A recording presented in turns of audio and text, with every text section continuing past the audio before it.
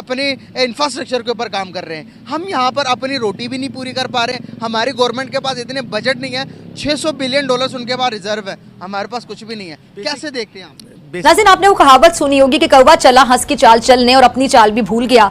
ऐसा उस वक्त कहा जाता है जब कोई शख्स अपनी हैसियत से बढ़कर कोई काम करने की कोशिश करता है और उसमें नुकसान। पाकिस्तान में भी ये चीज़ें हैं, बट पाकिस्तान में एयरपोर्ट आई थिंक टोटली 10 या 12 होंगे इंटरनेशनल और नेशनल फ्लाइट्स के लिए, जिसमें से 1-2 को तो वैसे ही मसला रहता है कि एक्सीडेंट होते रहते हैं आए दिन। जो इतना शानदार एयरपोर्ट बनाया गया, इसकी कुल लागत कितनी आई होगी? मेरे तो आइडिया से बाहर है, मैं इसकी लागत कर नहीं सकता काउंट, क्योंकि ये बहुत ही शानदार बनाया गया है। नरेंद्र मोदी की गवर्नमेंट आई है पिछले 7 सालों में, इन नरेंद्र मोदी की गवर्नमेंट में तो 40 एयरपोर्ट्स बन चुके हैं, ठीक है, पिछले 7 सालों में। लेकिन क्या कहना चाहोगे, वो क्या कर रहे हैं, हम क्या कर रहे हैं? क्या हमारा उनका कोई कंपैरिजन है इंफ्रास्ट्रक्चर में, बिल्ड करने में, किसी भी चीज़ में? सर, इंडिया तो हमसे बहुत बूस्ट कर चुका है, उनकी इकोनॉमी हमसे कई गुना बेहतर हो गई। अब 20 साल के बाद वो स्टेडियम देखे, उनका जो एयरपोर्ट्स देखे, उनके बेहतरीन निज़ाम देखा, अकल दंग रह गई। जय हिंद दोस्तों, भारत पूरी दुनिया में सबसे ज़्यादा तेजी से विकास करने वाला देश है और इसीलिए भारत सरकार भारत के अलग अलग राज्यों में एक से बढ़कर एक विकास प्रोजेक्ट करवा रही है। आपने इंडिया की बात की, पिछले वर्ल्ड कप हुआ है कुछ 1-2 माह पहले वहाँ पर। आज से 20 साल पहले मैंने इंडिया देखा था, बचपन में कह सकते हैं आप, टीवी में देखा था। 20 साल के बाद वो स्टेडियम देखे, उनका जो एयरपोर्ट्स देखे, उनके बेहतरीन निज़ाम देखा, अकल दंग रह गई। गुर्बत बहुत ज़्यादा है वहाँ पे, सुनने में आया है, लेकिन वो दुनिया की 5वीं बड़ी माशियत है। क्यों? वो भी उनकी कम हो गई है। सर, हो गई है मेरी फैन, लेकिन मैं समझता हूँ कि क्यों इसलिए जमहूरियत वहाँ पे भी है, लेकिन यहाँ पे एक नाम नेहाद जमहूरियत है। तो जो नाम नेहाद जमहूरियत वो काम करते हैं अपने मुल्क के लिए, हम लोग अपने मुल्क के लिए नहीं करते। क्या क्या तरक्की आपने पर्सनली विजिट किया है वहाँ का? नहीं, मैंने टीवी में देखा जी, और पता चलता है, नज़र आता है जी। क्या तरक्की है वहाँ? देखें, वो जहाँ जहाँ मैच होते थे वहाँ पूरे शहर को वो दिखाते थे इंटरवल में, वो देखने के काबिल थे। आप उनके स्टेडियम की तरफ ही देख लें। आपने इंडिया की बात की है ना, वो बहुत कुछ, आप आईटी में देखें वो कहाँ पे हैं। हम लोग बहुत अच्छे ज़रूर हैं, लेकिन हमें जो हुक्मरान है ना, वो नहीं अच्छे मिल सके। खुद भी अच्छे नहीं है। मैं सबसे पहली बात तो अपने आप की कर रहा हूँ कि हम खुद अच्छे नहीं हैं।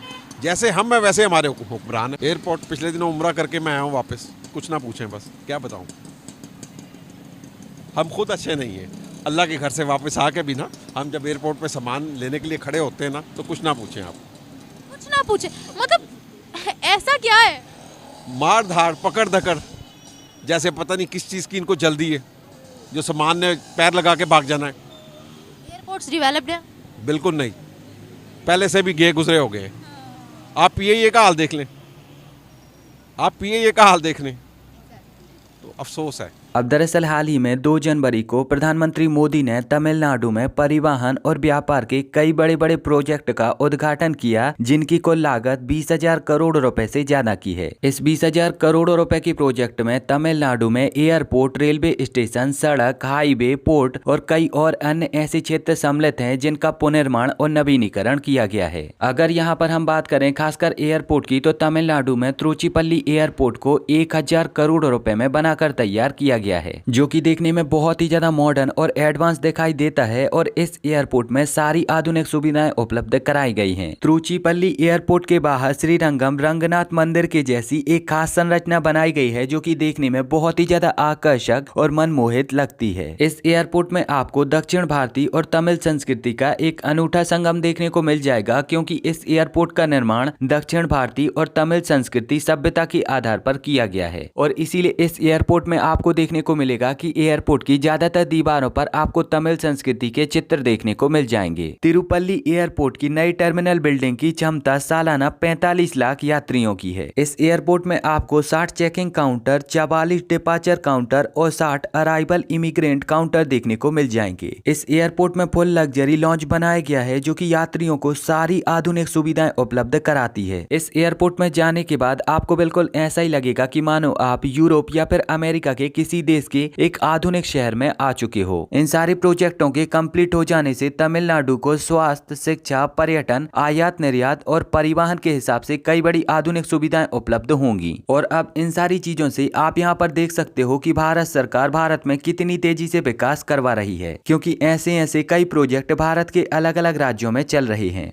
कि वो देखें अपने इंफ्रास्ट्रक्चर के ऊपर काम कर रहे हैं। हम यहाँ पर अपनी रोटी भी नहीं पूरी कर पा रहे हैं। हमारी गवर्नमेंट के पास इतने बजट नहीं है।